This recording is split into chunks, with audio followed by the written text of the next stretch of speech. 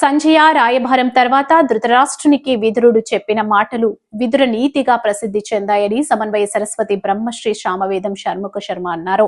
ఎన్నో అంశాలు గల విదుర నీతిని విద్యార్థులకు బోధించాల్సిన అవసరం ఉందని తెలిపారు.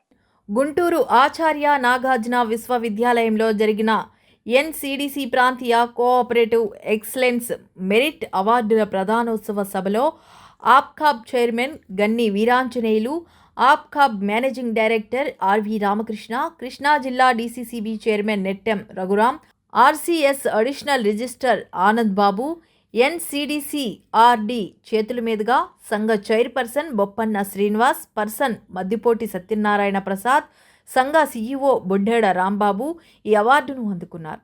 హుకుంపేట సొసైటీకి అవార్డు లభించడం పట్ల గ్రామ రైతులు, పెద్దలు హర్షాతిరేకాలు వ్యక్తం చేశారు.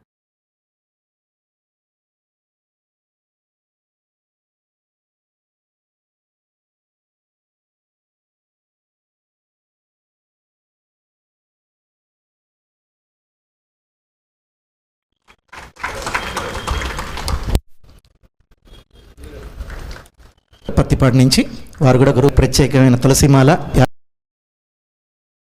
సమయంలో ధృతరాష్ట్రుడి పనుపున సంజయుడు పాండవుల వద్దకి రాయబారానికి వచ్చిన సన్నివేశం చెప్పుకోవడం జరిగింది. ఉపప్లావ్యంలో ఉన్నటువంటి పాండవుల వద్దకు వచ్చి సంజయుడు ధృతరాష్ట్రుడి సందేశాన్ని చెప్పాడు. అందులో ప్రధానంగా కనబడుతున్నది ఏంటంటే, మీరు యుద్ధానికి పూనుకోవద్దు అనేది ప్రధానంగా చెప్పదలుచుకున్నాడు.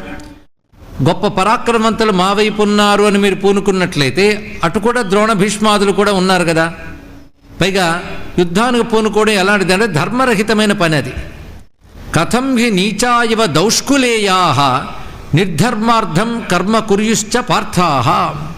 ఒక చెడు వంశంలో పుట్టిన నీచుల్లాగా పాండవులు ధర్మరహితమైన పని ఎలా చేస్తారు అన్నాడు. ఇది చెప్పేటప్పుడు యుద్ధానికి పూనుకోవడం ధర్మరహితం, అది మీ వంటి వారు చేయకూడదు, ఇది భావం కనబడుతుంది. దానికి యుధిష్ఠిరుడు ఇప్పుడు సమాధానం చెప్తున్నాడు సంజయుడితో. కాన్నువాచం సంజయ మే శృణోషి యుద్ధైషిణీం ఏన యుద్ధాద్విభేషి. సంజయ, ఇప్పుడు నేను నీ ముందు మాట్లాడిన మాటలు ఎక్కడైనా కూడా నేను యుద్ధాన్ని కోరుతున్నట్లేమైనా వినబడిందా? అలా వినబడితే అప్పుడు నువ్వు యుద్ధం గురించి భయపడడానికి అవకాశం ఉంటుంది. కానీ ఆ మాటలో అది లేదే. నాకు కూడా యుద్ధం కంటే యుద్ధం లేకపోవడమే శ్రేష్టమని నా భావన. ఎందుకంటే ఏది మాకు కావాలో అది యుద్ధం లేకుండా లభించినప్పుడు యుద్ధం కావాలని మేమెందుకు అనుకుంటాం? నెయ్యము తప్ప ఒండొకటి నీ చెవిసోకెని నాదు పల్కులం దియ్యడ సంజయ. నా మాటలో స్నేహమే తప్ప ఇంకేమైనా వినబడిందా నీకు? అనికి నెమ్మయ్యి నల్కెదు నీవు అని అంటే యుద్ధం. యుద్ధానికని మేము సిద్ధపడ్డట్టుగా ఎందుకు కోపగించుకుంటున్నావు? మాకునున్ కయ్యము తక్కి మన్కితగు కార్యము కాదుకో పూరితంబులే కయ్యడి అర్థసిద్ధి వెడగైనను నొల్లకయుండు సేయునే అని చెప్పిన వెంటనే ఇంకా మాట్లాడుతూ, ఎవరికైనా సరే ఏ పని చేయకుండా ఫలితం వస్తుందంటే పని చేయకుండానే ఉంటాడు. ఫలితం కదా, ఫలితం కోసం పని చేస్తాడు. పని చేయకుండానే ఫలితం వస్తే పని ఎందుకు చేస్తాడు?